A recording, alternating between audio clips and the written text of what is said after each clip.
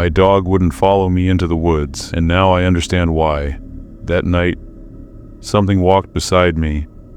Something I never saw, but my dog did. He was shaking. I thought he was just scared.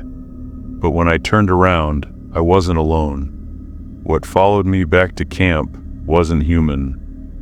This is the true story of why my dog tried to save my life, and why I didn't listen. I always trusted Ranger, my golden retriever. He wasn't just my dog, he was my compass, my early warning system, my trail buddy through miles of quiet wilderness. It was late October in the Pacific Northwest. The forest was mostly dead silent, the kind of silence that makes your ears ring. I was camping solo in Olympic National Forest. Just me and Ranger, like always. We had hiked about 7 miles off the main trail to a spot I'd marked 2 years earlier. Beautiful clearing, thick mossy trees, total seclusion. The last place you'd expect to be terrified. But this time, something felt wrong. It started with the birds. Or rather, the lack of them. You don't notice how comforting birds are until they're gone. That day, the woods were quiet. Unnaturally so. I chalked it up to the season. I set up camp and made a small fire. Ranger was pacing. He'd stop, sniff the air, and let out this low, breathy whine. Every few minutes, he'd stare into the woods to the north. One patch of trees that looked darker than the rest. I tried to reassure him. "Hey, come on, bud. Probably just a deer." He didn't buy it. That night, around 9:30 p.m., I grabbed my flashlight and decided to take a short walk, just a few hundred feet, to scout the nearby slope and mark a tree I'd spotted earlier. When I called Ranger to come, he froze, ears pinned back, body stiff. He let out one sharp bark, not loud, more like a warning, and then he turned and backed away toward the tent. "Ranger, come." Nothing. He laid down beside the fire pit and just stared at me. That same patch of forest again. I shrugged. "Suit yourself." I left the camp. I didn't go far, maybe 2 minutes in. The moment I passed under those trees, where Ranger had been staring, my flashlight flickered. I slapped it annoyed. Battery was fine. Then I heard it, a soft footstep, not behind me, beside me. I stopped, shined the light around. Nothing, no animals, no people. Then another step, closer this time, right where I had just been standing. "Hello?" I called out, trying to sound firm. Silence. And then, snap. A twig broke. Right at the edge of my light beam, I spun the flashlight. There was nothing there, not even movement. But suddenly, I wasn't alone. I felt it. That thick, stomach-clenching presence. The one that makes the hairs on your arms stand straight up, like needles. And my dog, my loyal, brave, never-leaves-my-side dog, had refused to follow me. I turned back toward camp, and I swear, I heard it follow me. Not running, just walking, measured, slow, deliberate steps. Sometimes on leaves, sometimes on nothing. I started walking faster, and then I heard my voice, from behind me, whispered, icy, too close. It said, "Ranger." I stopped cold. Whoever, whatever it was. It knew my dog's name. That's when I ran. I burst into camp, gasping. Ranger was growling at the edge of the trees, teeth bared, fur raised like a wolf, but not at me. At the trees behind me. I didn't turn around. I didn't want to see what I might have brought back. I dove into the tent. Ranger followed me in without hesitation, something he'd never done while the fire was still burning. He curled up, whining low in his throat, still watching the tent flap. I didn't sleep that night. Something paced the edge of our camp, never getting closer, just watching. I could feel its eyes, even through the tent walls. I counted the hours until dawn. When the sky lightened, I dared to unzip the flap. Nothing was there, but right at the tree line, just inside the dark patch of woods, was a perfect footprint, human-shaped, bare, huge. Next to it, a single clump of golden fur. Ranger didn't leave my side the entire hike back. I don't go camping alone anymore, not without him. And when he refuses to follow me somewhere, I don't argue, I turn around, and I thank him. Because now, I believe, he saw something that night I wasn't meant to see, and it was waiting for me to be alone. Before we get into the next story, if you come for the first time, please make sure to subscribe to our channel and press the bell icon for upcoming scary stories. We need your support. Please share these stories with your friends and family. Thanks. My dog found a backpack deep in the forest. I thought it was trash until I opened it. Inside was a journal, and the first entry said, "We arrived at the same clearing with the same dog, June 2nd, 2025. That's today. That's us." I kept reading. The last page said, "Only the dog makes it out." This is the true story of what happened to me, and why I wish I never opened that backpack. I've always believed the forest gives back what you bring into it. Peace if you seek it, fear if you carry it. This time, I didn't bring fear, but I found it. It was early June 2025. I took a solo camping trip to a secluded part of Olympic National Forest with my dog, Scout, a black lab mix, who's always had a better sense of direction and danger than I ever will. We'd hiked about 6 miles off any marked trail into a thick, mossy part of the forest that hadn't seen footprints in years, my usual kind of place. I set up camp in a moss-padded clearing beside a quiet creek. Cracked open a freeze-dried dinner, tossed Scout a jerky stick. The sun was dropping between the trees, quiet, almost too quiet. That's when Scout trotted off. At first I thought he was chasing a squirrel, but then he barked, short, urgent, "You need to come here," bark. When I reached him, he was standing over something, half buried under pine needles, a torn, old canvas backpack. It looked like it had been out here a while. Faded blue, mildew-covered straps, one side half shredded. I picked it up and immediately felt weird, not scared, but like I'd just touched something wrong. Inside, a small camping stove, a broken headlamp, and a journal. Just a moleskin notebook, weather-stained, tied shut with a piece of red string. Curious, I opened it. That's when everything changed. The first entry was dated June 2nd, the same day, same year. Arrived today, cleared a spot by the creek with the dog. Sunny, cool air. Dog keeps sniffing east edge of clearing.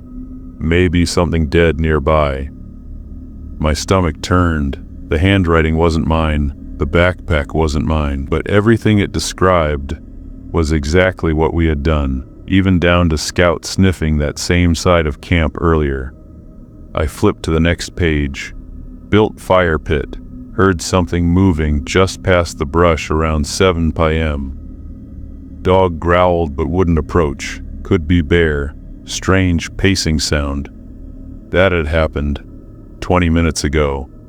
Scout had growled into the trees. I'd told him to quiet down. I kept flipping. The entries kept following our exact actions, word for word, even things I hadn't spoken aloud, until the final page. It wasn't written like the others. It just said, "Don't stay past midnight. They don't like the dog. Only he makes it out." I dropped the journal. Scout let out a long, low whine. I wanted to believe it was a prank, that someone had camped here before and left the journal, but how did it match everything? I checked my phone, no signal, no GPS, just a battery icon, and my reflection in the black screen. Something moved behind me, not a squirrel, not a breeze, steps, slow, measured, crunching pine needles. Scout barked once, then went silent. His ears flattened, his hackles rose, then he backed away from the tree line. "Hello?" I called out. Nothing. I grabbed the journal and the backpack, stuffed it in my tent, threw a few more logs on the fire. I told myself we'd hike out at dawn, maybe earlier. But something didn't want us to wait. At exactly 12:04 a.m., Scout lunged at the tent flap. He was growling at something outside, something I couldn't see. I peeked through the mesh window. There was no one there, but the shadows didn't look right. The trees were still, but something between them shimmered, like heat waves. And I swear I saw a shape, not human, not animal, tall, too tall, watching us. The fire dimmed unnaturally fast. The air felt heavier, like something was sitting on my chest. Then came the whisper, not spoken, inside my head. "Leave the dog," Scout growled louder, teeth bared. "He sees us. He always sees us." I grabbed the pack, zipped the tent, and yelled, "We're leaving." We ran, Scout led. Branches tore at my arms. The journal thumped against my back. I didn't dare look behind me, but I heard them. Steps. Dozens of them, and not all on the ground. Some were above us, in the trees. Whispers chased us through the woods. "He won't make it this time. He warned you. You should have burned the book." My legs were on fire, my lungs burning. Scout kept looking back, then at me, then back. He was trying to stay between me and something I couldn't see. We finally broke through the tree line onto the old logging road where my truck was parked. I threw open the door. Scout leapt in first. I peeled out. Gravel spitting behind me, engine roaring. Only when we were miles away did I finally look at Scout. He was shaking, eyes wide, not with fear, but with grief. The next morning, I checked the backpack. The journal was gone. The pack was empty, just torn canvas, like it had never been there. But Scout still avoids the woods. Every time we pass tree line, he pulls back. Tail down, he knows. I thought I was camping alone, but something out there knew my every move, and if not for my dog, I wouldn't be the one telling this story. I don't know who wrote that journal or when, but I believe what it said. Only the dog makes it out, and that time I listened. I was camping in the middle of nowhere, hours from anyone. My dog, Bear, was curled up beside me in the tent, fast asleep. Then I heard it. Bear's whining from outside the tent, but Bear was still inside. I've always loved camping alone. Not because I'm a loner, but because nothing clears your head like being far from cell towers, traffic, and the noise of everything. Just me, a backpack, and Bear, my big mutt of a shepherd mix, who's braver than me on most days. We were about 10 miles off the main trail in the Cascades, in a quiet patch of forest I'd marked years ago, a soft creek nearby, old pines towering above, no signs of other people, just the way I like it. Bear curled up beside me in the tent around 10 p.m., and I zipped the flap shut for the night. I remember feeling calm, like I always do out there. That calm didn't last long. Around 2:30 a.m., I woke up, not sure why, no sounds, no movement, just that strange sensation, the kind you get when someone's watching you. Bear was still sleeping by my feet, rising and falling with every breath. Then I heard it. a low, muffled whining sound outside. At first, I thought it was a coyote or some animal skirting the edge of camp, but then the sound became unmistakable.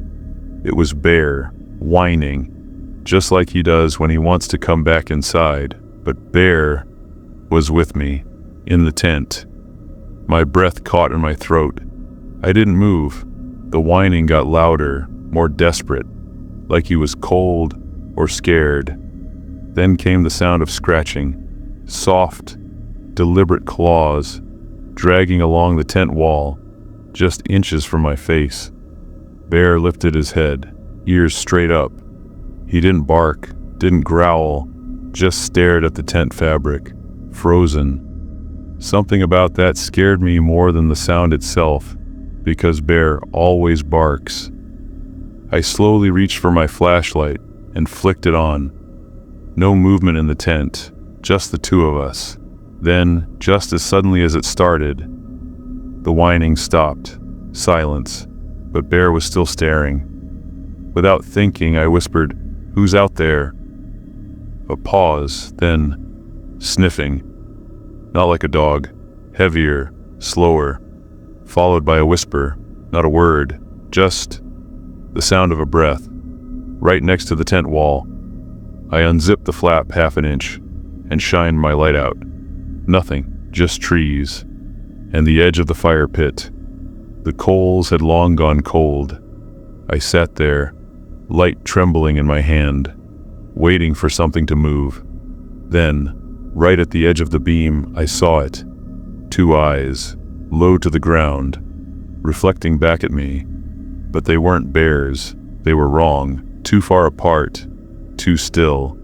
And then, they blinked, sideways. I zipped the tent closed. Bear moved to press against me, his entire body shaking now. I'd never seen him like that. Not even during thunderstorms. We stayed like that until morning. No more sounds, no more scratching. But I didn't sleep. When the sun finally rose, I stepped out with the flashlight still clutched in my hand. No tracks, no broken branches, nothing disturbed, except one thing. About 20 feet from the tent was a patch of dirt. In the middle of it were paw prints, big ones. They looked like a dog's, but too long, too deep, and beside them, a perfect copy of my own boot print. Only I hadn't gone out there, and Bear never left the tent. We hiked out an hour later. I don't camp alone anymore, and every night since. Sometimes, when the house is still, I hear Bear whining at the door, but when I check, he's already inside, asleep, right beside me.